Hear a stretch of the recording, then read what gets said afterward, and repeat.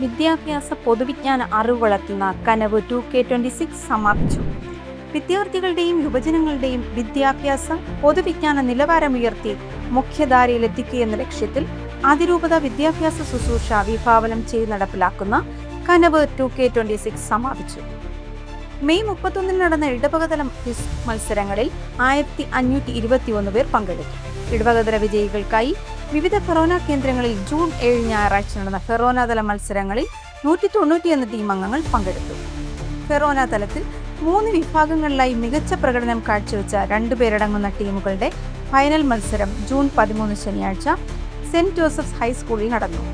ഇതിൽ 1, 2, 3 സ്ഥാനം കരസ്ഥമാക്കിയവർക്കുള്ള ക്യാഷ് പ്രൈസും മെഡലുകളും അതിരൂപത സഹായമെത്രാൻ ഡോക്ടർ ക്രിസ്തുദ സമ്മാനിച്ചു.